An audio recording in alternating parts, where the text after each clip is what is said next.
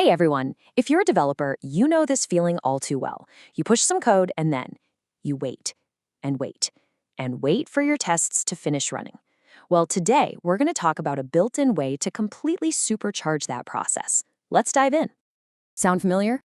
You're just stuck, staring at a progress bar that seems to be crawling across the screen. You know that every single minute you spend watching that thing is a minute you're not building the next cool feature. It's honestly one of the biggest bottlenecks in development today. But what if I told you there's a simple, built-in way to slash that waiting time?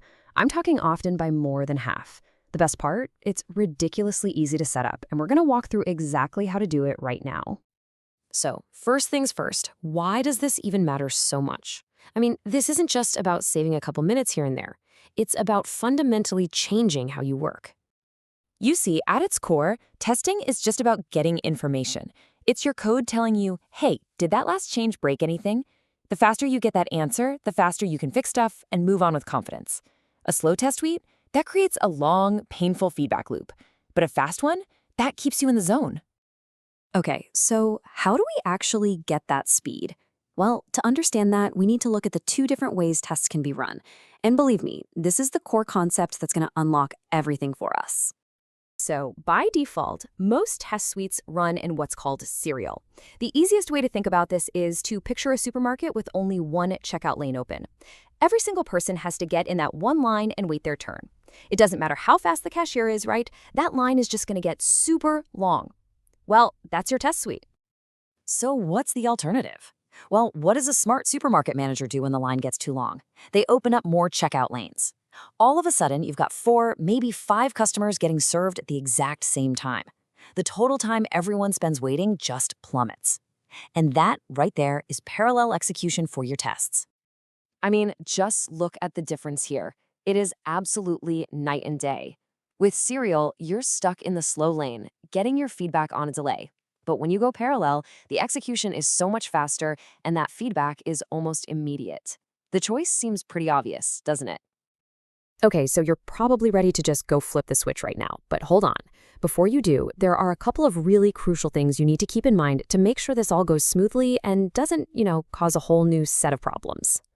First, and this is a big one, your tests have to be independent. That means one test can't rely on another one finishing before it starts, because in parallel mode, you have no idea what order they'll run in. They also can't be fighting over the same resources. Like you can't have 2 tests trying to update the same user in a database at the same time.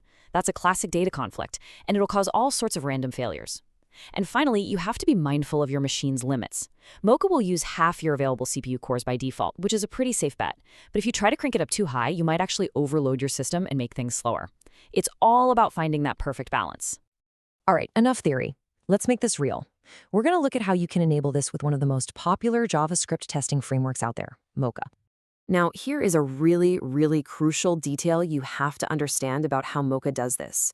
If you have one giant test file with, say, 20 tests inside it, Mocha is still going to run that whole file on a single thread. It gets its speed by running your separate test files, your spec files, at the same time. So yeah, step 1 is making sure your tests are split up into multiple files. And now for the magic. Go ahead and take a look at your package.json file. You probably have a test script that looks something like the one on the left. To turn on parallel mode, all you have to do is add one single flag, -parallel. So let's just break it down. The whole process is literally 2 steps. 1, make sure your tests are organized into separate files. And 2, add that -parallel flag to your test command. It's just incredibly straightforward. And that's really the big aha moment here. One of the most significant performance boosts you can possibly give your entire test suite comes down to just adding a single word to a command you're already running every day. So what does this actually mean for you, the developer, in your day-to-day work? Well, it means a completely transformed workflow. Your feedback loop gets a massive upgrade. I mean, seriously, think about it. That test suite that used to take a full 10 minutes to run, which is the perfect amount of time to get distracted by email or Twitter, could now be finished in just 3 minutes. That's not a small tweak. That is a huge improvement to your productivity. Ultimately, this whole thing gets you out of the business of waiting and keeps you in the business of creating.